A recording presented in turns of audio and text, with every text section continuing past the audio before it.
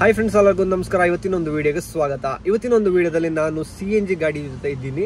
So CNG ಗಾಡಿಯಲ್ಲಿ ನಾನು ಇವತ್ತು ಏನು ತೋರಿಸ್ಕೊಡ್ಬೇಕು ಅಂತ ಇದ್ದೀನಿ ಅಂತ ಹೇಳಿದ್ರೆ, ನೀವೆಲ್ಲ ಈ CNG ಗಾಡಿಯಲ್ಲಿ ಅಬ್ಸರ್ವ್ ಮಾಡಿರ್ತೀರಾ, CNG ಗಾಡಿ ನೋಡಿರೋರು ಅಬ್ಸರ್ವ್ ಮಾಡಿರ್ತೀರಾ.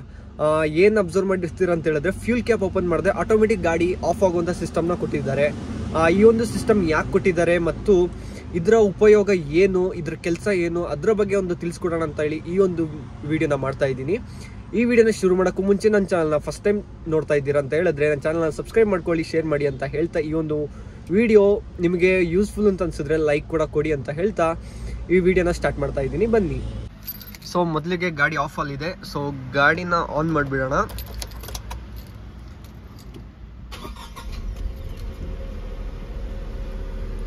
ಸೊ ನೋಡ್ತಾ ಇದ್ದೀರಾ, ಗಾಡಿ ಆನ್ ಅಲ್ಲಿದೆ.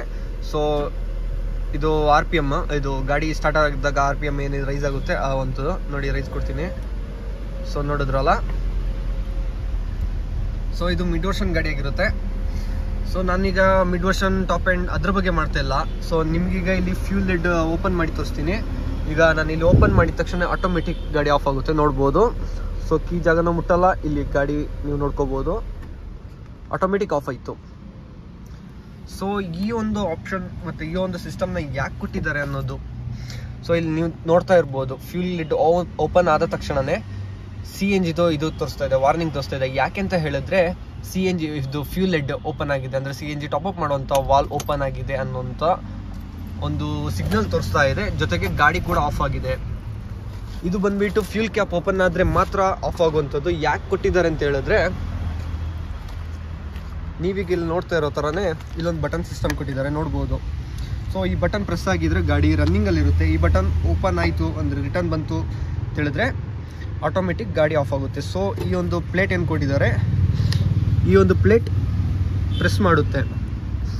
ಸೊ ಈ ಇದು ಫ್ಯೂಲ್ ಕ್ಯಾಪ್ ಓಪನ್ ಆಯಿತು ಅಂತ ಹೇಳಿದ ತಕ್ಷಣ ಆಟೋಮೆಟಿಕ್ ಈ ಬಟನ್ ರಿಟರ್ನ್ ಬರೋದ್ರಿಂದ ಗಾಡಿ ಆಫ್ ಆಗ್ತಾ ಇದೆ. ಇದರ ಕೆಲಸ ಏನು ಅಂತ ಹೇಳೋದಾದರೆ, ಅಂದರೆ ಈ ಫ್ಯೂಲ್ ಇದ್ರನ್ನ CNGಗೆ ಮಾತ್ರ ಕೊಡ್ತಾರೆ, ಪೆಟ್ರೋಲ್ಗೆಲ್ಲ ಕೊಡೋಲ್ಲ. ಪೆಟ್ರೋಲ್ ಆಲ್ಮೋಸ್ಟ್ ಹೇಳ್ತಾರೆ ಗಾಡಿ ಟಾಪಪ್ ಮಾಡೋವಾಗ ಇಲ್ಲ ಫ್ಯೂಲ್ ಹಾಕ್ಸೋವಾಗ ಗಾಡಿನ ಆಫ್ ಮಾಡಿ ಅಂತ, ಆದರೆ ಆಫ್ ಮಾಡೋಕ್ಕೆ ಯಾರೂ ಹೋಗಲ್ಲ.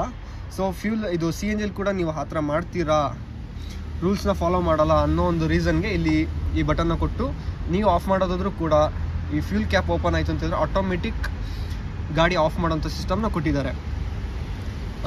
ಗಾಡಿ ಬಂದುಬಿಟ್ಟು ಗಾಡಿ ಸ್ಟಾರ್ಟಿಂಗಲ್ಲೇ ಇದ್ದು ನಾವು CNGನ ಫಿಲ್ ಮಾಡಿದ್ವಿ ಅಂತ ಹೇಳಿದ್ರೆ ಏನಾಗುತ್ತೆ ಅಂತ ಹೇಳಿದ್ರೆ, ಸೊ ಬಂಕಲ್ಲಿರುವಂಥ ಒಂದು ಪ್ರೆಷರ್ನ ಸ್ಪೀಡ್ ಬಂದುಬಿಟ್ಟು 250 ಬಾರ್ ಸ್ಪೀಡಲ್ಲಿರುತ್ತೆ. ಅದೇ ನಾವು ಗಾಡಿ ಈಗ ನಾವು ಬಂಕಲ್ಲಿ ಫಿಲ್ ಮಾಡ್ತಾ ಇರುವಾಗ ಗಾಡಿ ಸ್ಟಾರ್ಟಲ್ಲೇ ಇದೆ ಅಂತ ಹೇಳಿದ್ರೆ, ಇಂಜನ್ಗೆ ಸಪ್ಲೈ ಆಗ್ತಾ ಇರಬೇಕಾದಂಥ ಪ್ರೆಷರ್ದ ಸ್ಪೀಡ್ ಬಂದುಬಿಟ್ಟು 5 to 10 ಬಾರ್ ತನಕ ಅದರ ಒಂದು ಸ್ಪೀಡ್ ಇರಬೇಕು, ಇಂಜನ್ಗೆ ಸಪ್ಲೈ ಆಗುವಂಥ ಸ್ಪೀಡ್. ಅದೇ ನಾವು ಇಲ್ಲಿ ಗನ್ನಲ್ಲಿ ಹೈ ಸ್ಪೀಡಲ್ಲಿ ನಾವು ಟಾಪಪ್ ಮಾಡಿದಾಗ ಏನಾಗುತ್ತೆ, ಇರೋ ಬರೋ ಸ್ಪೀಡೆಲ್ಲ ಕಿತ್ಕೊಂಡು ಅಲ್ಲಿ ಇಂಜನ್ಗೆ ಹೋಗೋದ್ರಿಂದ ಇಂಜನ್ನಲ್ಲಿ ಫೇಲ್ಯೂರ್ ಆಗೋಂಥ ಚಾನ್ಸಸ್ ಇರುತ್ತೆ.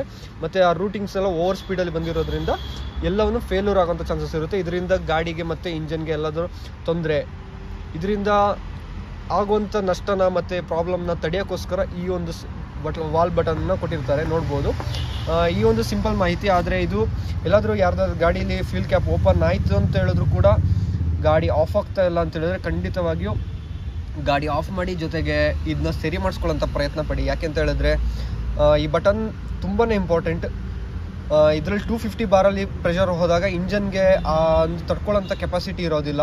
ಸೊ ಗಾಡಿ ರನ್ನಿಂಗಲ್ಲಿ ಬಂದುಬಿಟ್ಟು 250ನ ಬೇಕಾದ್ರೆ ಕ್ಯಾರಿ ಮಾಡ್ಕೊಳ್ತದೆ, ಆದರೆ ಹೈಡ್ಲಿಂಗಲ್ಲಿ 5 to 10 ಬಾರ್ ಸ್ಪೀಡ್ ಮಾತ್ರ ಸಪ್ಲೈ ಆಗಬೇಕಾಗಿರೋದು. ಹೈ ಸ್ಪೀಡ್ ಹೋಯ್ತು ಅಂತ ಹೇಳಿದ್ರೆ ಇರೋ ರೂಟಿಂಗಲ್ಲಿ ಇರುವಂಥ ರೂಟಿಂಗ್ಸ್ ಏನಿದೆ ಕಂಪ್ಲೀಟಾಗಿ ಎಲ್ಲವೂ ಫೇಲ್ಯೂರ್ ಆಗುವಂಥ ಚಾನ್ಸಸ್ ಇರೋದ್ರಿಂದ ಈ ಒಂದು ಬಟನ್ ಕೊಟ್ಟಿರೋದು. ಸೊ ಇದನ್ನ ಮಾತ್ರ ಯಾವತ್ತೂ ಮರಿಬೇಡಿ.